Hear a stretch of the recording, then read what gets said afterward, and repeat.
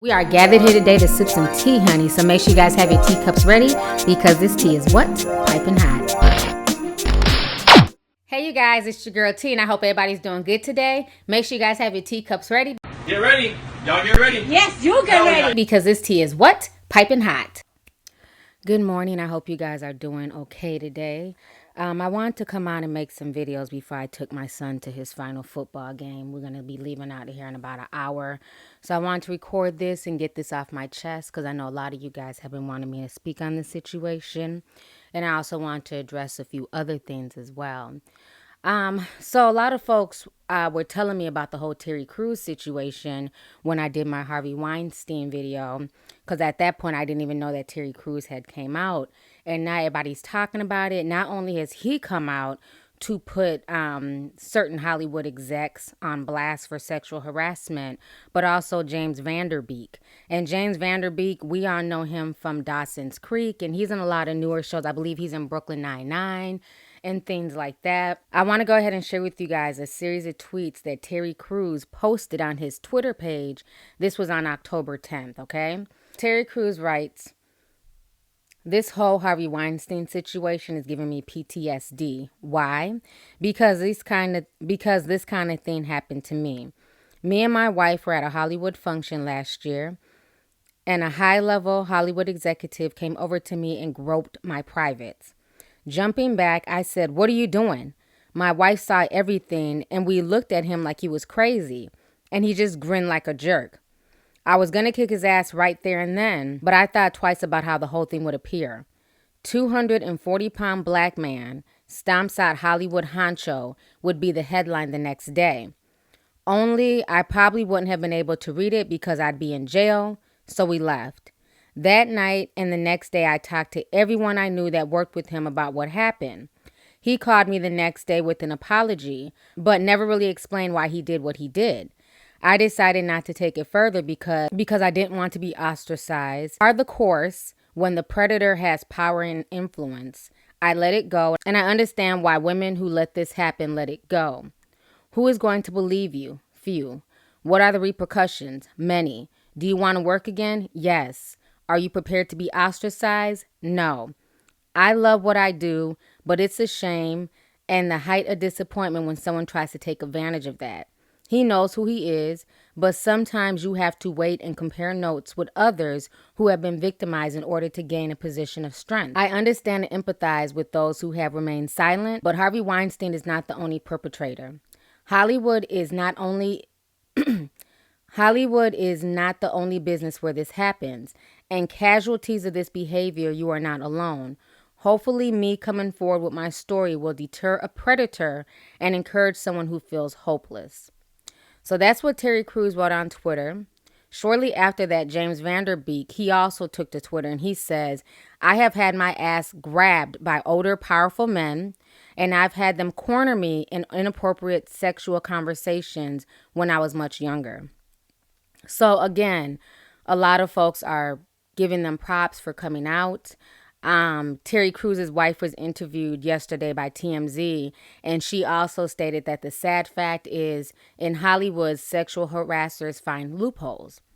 So I want to just kind of address the whole situation, and Terry basically confirms everything I stated in my Harvey Weinstein video, where I told you guys he's not the only one.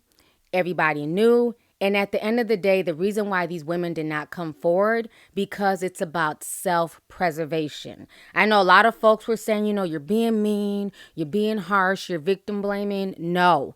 It's about self-preservation, and we all do it, myself included, okay? This is the lowest basic human instinct, is to preserve what you have left of yourself from harm, from danger, from being killed, from being, tortured, just all the stuff that comes when people want to come after you. It's about self-preservation, and that's why a lot of these people did not come forward, because they had to weigh it. Okay, I sleep with Harvey Weinstein. I'm grossed out. He's taking advantage of me. But then here go the perks. I'm A-list. They weren't, fucking somebody to be on a reality TV show. These are some of the most powerful actors and actresses in the world, okay? And the thing is, once you get to that A-list celebrity status, as much money as they make in Hollywood, they get all types of freebies and perks. You know, how many times have we seen A-list celebrities? They go to any fancy restaurant. They don't have to foot the bill. They get to fly anywhere in the world free on chartered jets. So for a lot of these people, it's like, you know what? You know, the benefits far outweigh what the hell I'm going through. And that's why a lot of them stood by silently. And that's why I refuse to call these people heroes, because again, it was about self-preservation. You know what I mean? Even with Rose McGowan, yeah, she ended up suing him, but she took the money and was quiet for years. So again, it's about self-preservation, money, power, you know what I'm saying, prestige. And Harvey is definitely not the only one. And I'm glad that it took this for people to finally wake up. And I think one of the sad things of this situation, being that I'm somebody who lives in LA off and on, is that you have people who leave everything, you know what I'm saying, in their original towns, regardless if they're coming from the Midwest, if they're coming from down south, they leave everything, save up their money. And usually most people only have enough money to last them about 6 months once they move to LA, because they find out LA is very, very expensive. But you have people who leave everything they know, family, friends, you know, a secure, comfy job, because they want to try their hand at Hollywood. You know what I'm saying? They really have a passion for acting or being in commercials. It's something they've always wanted to do. So they took their chance. They came out to LA. And now that this is breaking and it's showing people, we have an old saying in corporate America, when I worked in corporate, that it's not necessarily about who you know, but it's about who you blow. And that also stands true in Hollywood.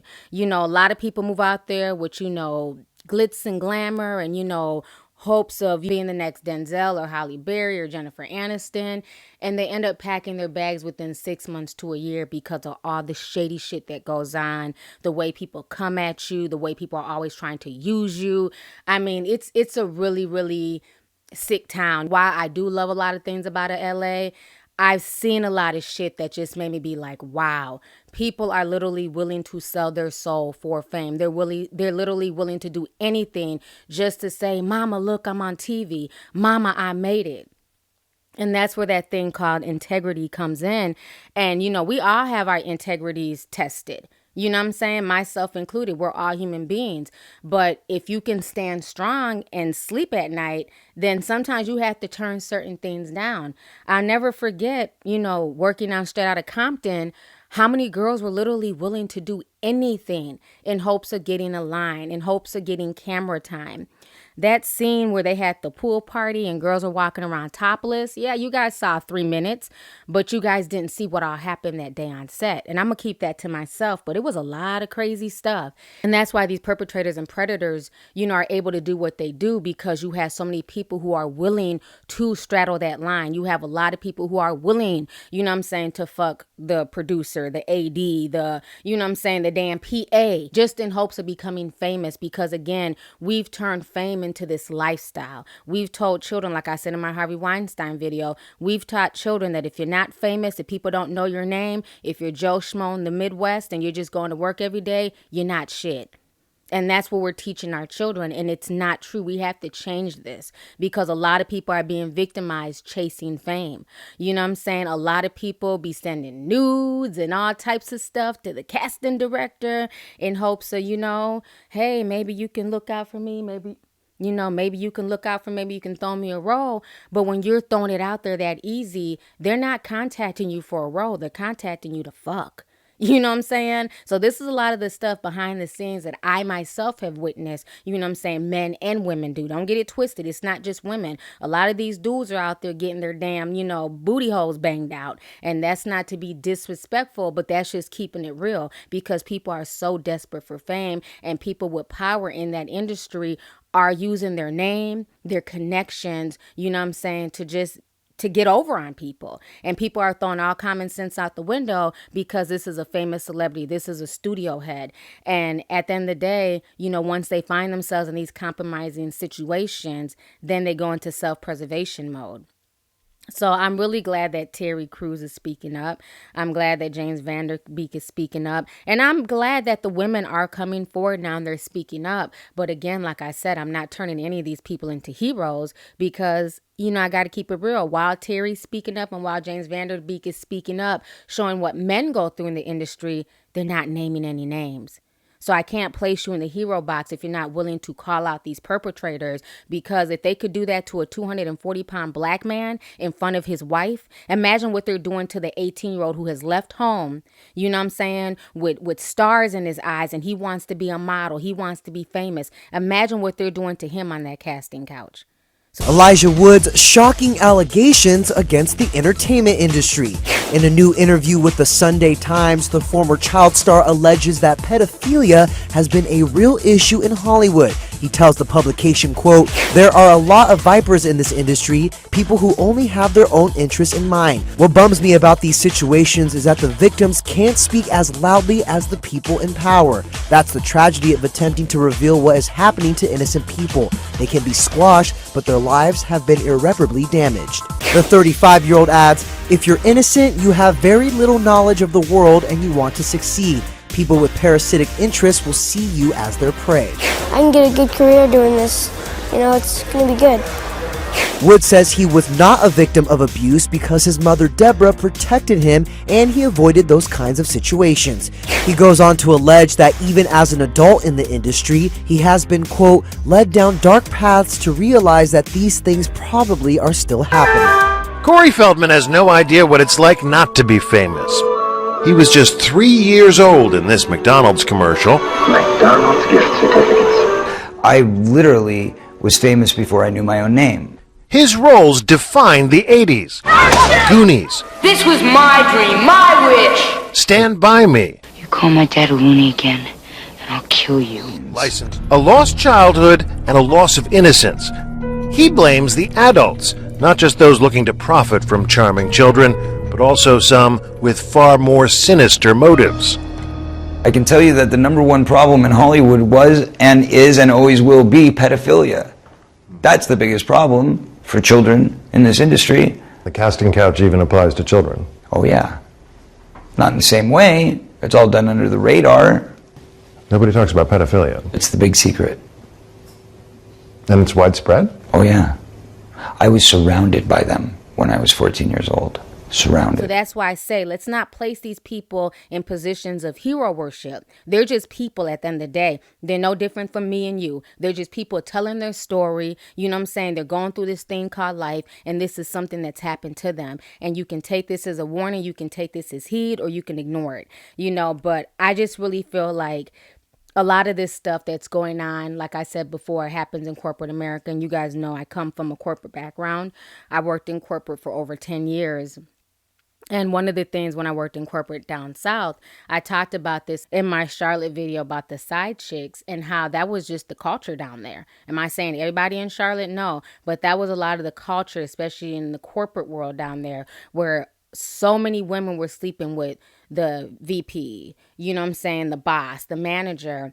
And these women would be sleeping with these disgusting, hideous guys who got into these positions, and then let these same chicks not get a position that they were promised. These same chicks would run so quick to HR. I've seen this happen time and time again. After sleeping with this disgusting man for 4 or 5 years, because you weren't able to get a particular position that you thought that you deserved, only because you were fucking him, not because you actually had the wherewithal to run the position. Then they go and they run down to HR and literally ruin this guy's entire career. All of a sudden, they're placed in the victim box. I mean, I've seen this happen so many times, it's ridiculous. It's like, again, like I said, if men would think with their brains instead of their little heads, they probably end up in a better position. But I've seen this happen time and time again. And I don't respect that. And that's how I'm kind of looking at this whole, Harvey Weinstein situation, where a lot of people, granted, some people, it was forced. It wasn't anything that, they wanted. But you can't tell me that they weren't women who were willing to sleep with this disgusting man, even though they knew he had a wife. But they felt like, you know what? If this is who I got to be with to become the next Holly, to become the next, Cameron Diaz, that's what I'm going to do. Trust me, a lot of women were also sleeping with him freely and had no problem with it. You know, so you have two types of people out here, and we have to acknowledge the ones who were sleeping with him and were cool with it, and they were doing it to come up. And then you had the ones who, you know, were not cool with it, and they were sexually harassed and, you know, raped and assaulted, and they also need to be addressed as well. But let's not act like every person who's coming out to tell their story is automatically a victim or a hero, you know. So the whole situation is crazy. Another thing I want to address is the whole Cardi B situation, because I see a lot of folks, you know, not a lot, I'll see a few stragglers, or I guess part of her Barty gang. They'll come in and say stupid shit like, you're a hater. Why did you bring Cardi B up in the Harvey Weinstein video? You know, unlike y'all, I'm not blinded by her rise to fame. I'm reading in between the lines. I don't bother with these hoes. Don't let these hoes bother me. They see pictures, they say ghost. Bitch, I'm who they try to be. Look, I might just chill in some bed. I might just chill with your boo. I might just spill on your bed. My pussy feel like a leg. This is a girl, I believe she's on her 4th week at #1 with Bodak Yellow. But this same girl took to Twitter and she went on to tweet. This was just on October 8th. When she was hitting the Billboard on her 3rd week. This is a girl who has broken records that have not been broken since Lauryn Hill. And she literally took to Twitter to tell the world that fame ain't what it seems. She tweeted this on October 9th when she should be at her happiest. She says, fame ain't what it seems.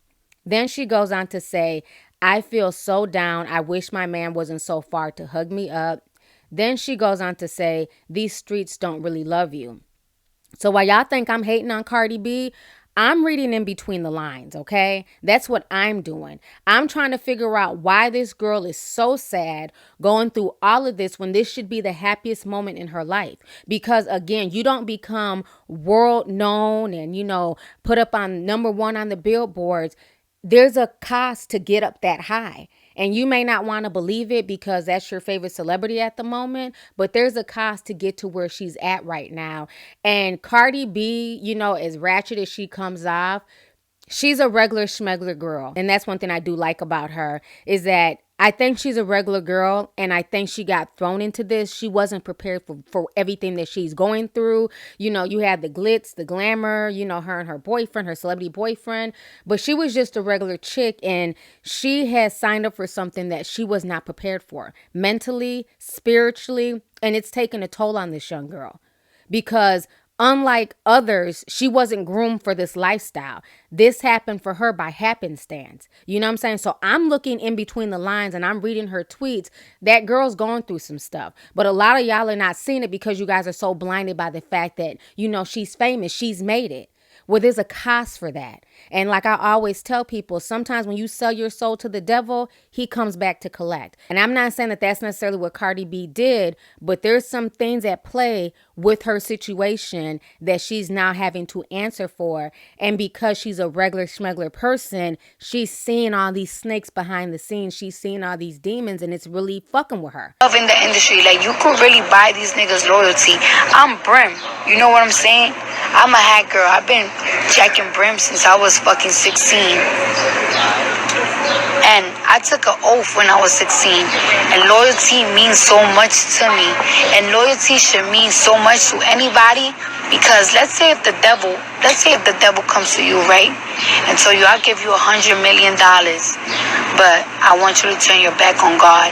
Would you turn your back on God, or will you take that $100 million? Me personally, I would turn that $100 million because loyalty to my God, loyalty to my people, loyalty is so important to me. But evidently, it's not loyal. Ain't no loyalty to these niggas. These niggas, a bitch with a bigger clout, or a nigga with a bigger clout, bump through your way and they dick get hard or they pussy get wet. Like, this industry that I'm in is so fake, it's so whack, and it's so hard for me to adapt to because I'm not used to this shit, my nigga. I'm not used to this. I'm used to living my life under an oath. Like, I've been living under oath ever since I was 16. I've been living under laws, on my 5'9" Brim laws, on laws of life since I was a youngin'. So when people do funny shit to me, it's either I eliminate them or my heart gets broken. It's really fucking with her.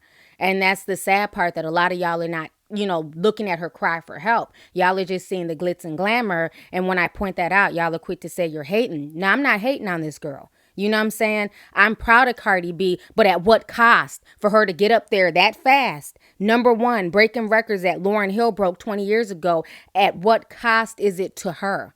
Is what I'm more concerned with. Okay, so I had to come in the car and warm up because it's getting way too cold out there and I'm still not feeling 100%. I see everybody sending me messages and text messages saying that my video was just blocked worldwide. Interesting. So I log in and it shows that Katy Perry's peoples banned my video worldwide. So, again, when you speak the truth, that's what happens. When I get home, I'll try and re-edit the video and put it back. But yeah, anytime we're talking about Hollywood and exposing them for, the fuckery, I don't know. I just don't feel good. Bye. So YouTube strikes again. Now, I'm already barely getting paid for these videos, okay? So let me get that out there. They already demonetized my other Harvey Weinstein video when I talked about that. Anything regarding rape, my Nelly video, that's been demonetized as well. But it's fine because, like I said, there's a thing called integrity, and sometimes you have to talk about particular topics, regardless if you're getting paid for it or not. And this particular topic is dear to my heart, so I will talk about it regardless of that. So I already knew it wasn't going to be monetized and I wouldn't get paid for it, and I was cool with that. But the fact that YouTube would allow Katy Perry Productions, Katy Perry's peoples, to ban my video worldwide says a lot. And that's what happens when you're speaking the truth. The reason why you guys were unable to watch this video is because it was banned worldwide. I'm showing you the screenshots. What I find very interesting is what they banned, the part that bothered them, okay? The ban starts at 24 minutes and 30 seconds to 25:03. And in that part is where Katy Perry is saying that for a long time, she didn't even feel comfortable hugging anybody because she always assumed that when people would try and hug her, it was something sexual. Why would a hug be misconstrued as something sexual if nothing has happened to this woman? So again, when you're speaking the truth and you're, connecting things and you're connecting dots together, they'll try and silence you. So I'm going to show you the clip of her talking about selling her soul to the devil, her father calling her out. But the clip of her crying and all that stuff, YouTube has blocked that worldwide. It's very hard, even if you look online, to find the clips of Katy Perry breaking down crying. A lot of websites have been forced to take it down. A lot of people who did commentary on it a few months ago were forced to remove their videos. It's almost like this was her cry for help back in June. And now her, her team is scrambling to get rid of the video to show that, there's nothing wrong with her.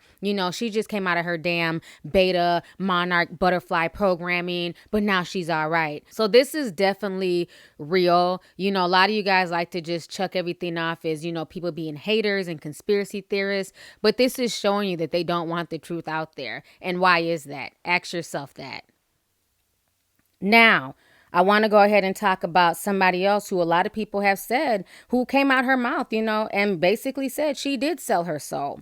Now, 7 years ago, when Katy Perry did this interview, she thought it was funny. As we all know, Katy Perry was raised in a Christian household. Her father is a pastor. Her first album that she ever released was a gospel album. But that album didn't do so well. So then she decided to pretend to be a fake lesbian and come out with the whole I kissed a girl and I liked it. And that's how she blew up. And in this interview, in her own words, she's saying she sold her soul to the devil. Check this out. You're doing really well now, but didn't you release a CD almost 10 years ago? Yeah, I released a gospel record when I was 15 because I grew up in, a household where all I ever did was listen to gospel music, and my parents are both traveling ministers, and so I kind of sang about, what was going on in my life at 15, and that's how I got introduced to the music industry. I swear I wanted to be like the Amy Grant of music, but it didn't work out, and so I sold my soul to the devil. All right, so you guys just saw that interview. So now fast forward, this was in 2013. Her father, who is still a preacher, was literally telling people while he was out preaching to not support his daughter, and that he thinks that his daughter is the devil, that she's literally sold her soul. People are worshiping her like she's a god, and it was making her father uncomfortable. He didn't want to have anything to do with the lifestyle. Go ahead and check out this. Katy Perry's preacher father is on tour of churches throughout the country with one simple message, reportedly. Katy Perry is the devil. In a strange twist of sermons, he's telling people to pray for Katy. He says, I was at a concert of Katy's where there were 20,000. They were there going at it. It looked almost like church. They're worshiping the wrong thing. Why would you have a problem with people worshiping your daughter? I like Katy Perry. She's a good singer. She can draw a crowd of people. He said, people ask me how I can preach when I raised a daughter who kissed a girl. Now, is it that she kissed the girl or is it that she liked it? All right, so you guys just saw that Dish Network interview, and I find it really disgusting how sarcastic the radio people are being and being very, very dismissive when her father is speaking some truth. So now a lot of folks thought Katy was just playing back then and her father was a hater and he needed to have a tall glass to shut the fuck up. And then what happened in 2017? See, I don't do a video on every topic that goes viral because certain things I may not be in the mood to tackle and certain things I may not want to talk about, but I don't miss shit. Don't get it twisted. Now, what happened with Katy Perry in 2017 is that she was on this kind of like a Big Brother type thing for YouTube, where her and a few other celebrities decided to basically record themselves, I believe, for like a few days or something like that. And, you know, we get to basically watch them in this bubble, almost like a celebrity Big Brother. Well, during that time, they brought in a psychologist called Dr. Suri. How ironic. But basically, Dr. Suri came in. He's a therapist from Viceland.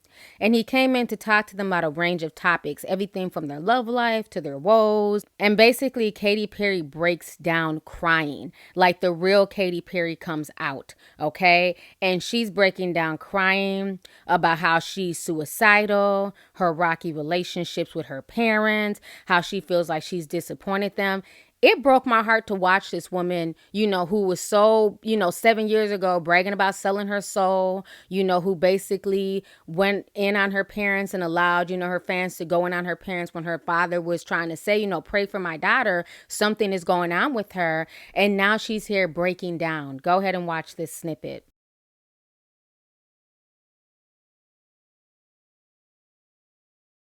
All right, so you guys just saw that snippet. So again, it's real. You know what I'm saying? Katy Perry is not breaking down crying. It's showing you that, when she wanted to be in that space so bad, when she wanted to, be famous so bad, and she came out with the song and then she blew up. And, this is a woman who, she sells out arenas, one of the most popular women in the world. That's why I tell y'all the music industry, Hollywood, film, and television, they all go hand in hand. The same thing that these actresses are going through is the same thing that these musicians go through. They all go hand in hand.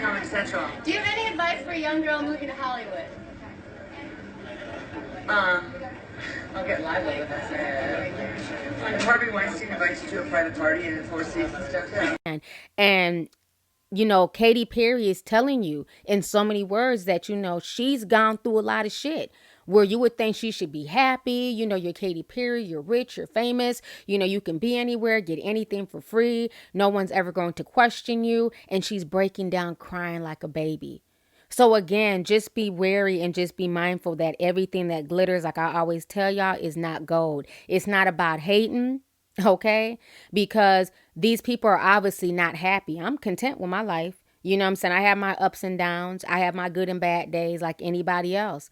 But again, theirs is on a bigger scale because people are always watching. And when you're a huge celebrity like that, people expect you to be, happy all the time. You better not make no mistakes. As soon as you do, they're going to, off with your head on social media. You're going to be trending. Folks are going to tell you to kill yourself and all types of bullshit that they have to deal with on a continual basis. So again, like I said, I bring all these people up to tell y'all that it's just one big circle. Hollywood, the entertainment circuit, it's all one big circle and it all connects. And I hope that it wakes a lot of people up to let you know if you want this fame thing and you want to make it big and you want to be the next, Cardi B, Black China, Amber Rose, just realize that there's a cost to pay to get that high. And these celebrities are now finding their so-called voice to come and let you guys know.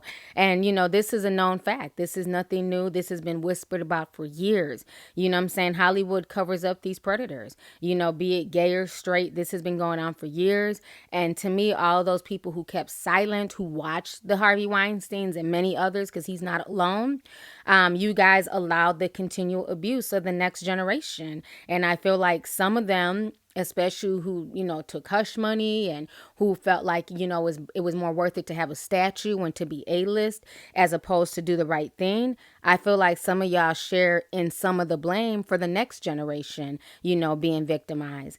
Harvey Weinstein is a sick person. Listening to him in that audio, he does not need counseling. He does not need to be at some, spa. His disgusting ass needs to be thrown under the jail. This man is disgusting. I've read all of these women coming out and speaking out against him. Something needs to be done. But the sad part is, again, he's not alone. And I think why a lot of Americans, for the most part, are kind of over this story, or why some people are not being as sympathetic towards these big name Hollywood stars coming out, is because Hollywood has put themselves in the position of morality, and they're always telling us, what's right and what's wrong, what's cool and what's not cool. You know what I'm saying? Like I always tell y'all, bad is good and good is bad. They literally are steering our children down an abyss. They're the voice. You can preach all you want to your kids and tell your kids this and that, but Hollywood, the entertainment industry, the music industry, their friends, they have a stronghold on these kids. These kids are so obsessed with being famous and being known. Hollywood has a stronghold on this generation. Our generation, we didn't grow up with social media, so we're kind of able to navigate this okay. But some of us not really, because Amber Rose is in her 30s and she's starved for attention. Black China, you would think she'd be happy. You had a baby with a Kardashian, you're straight, you got money. Another one who's starved for attention. A lot of these grown women on Instagram starve for attention. So like I said, that's why a lot of people are not as sympathetic, because they're tired of this whole Hollywood machine. And that's why for me, I don't take a lot of these celebrities seriously, because a lot of these same celebrities who want to, stand up on their podium and give these speeches and, say a lot of, things to, oh, that's really cool. They said a lot of positive stuff. A lot of these same people had no problem worshiping the Roman Polanskis of the world and the Woody Allens. You know what I'm saying? Harvey Weinstein is the most thanked person on that Oscar stage. He was thanked more times than God. So that tells you right there. Meryl Streep called him God. And for Roman Polanski to still be able to make movies and for Hollywood to give him a standing ovation for The Pianist, it says a lot. And I've addressed this in previous videos. I've talked about this in previous videos. You guys can go back and watch them. So the rabbit hole definitely goes deep. And I just wanted to come on here and talk to y'all about my feelings for the morning. Hope you guys have a good day. So let's go ahead and get the discussion popping. Make sure you hit that subscribe button. Don't forget to hit that like button. And make sure you click that bell so you can be down with the notification squad, honey. So let's go ahead and get the discussion popping. Go ahead and leave a comment. All right. Deuces.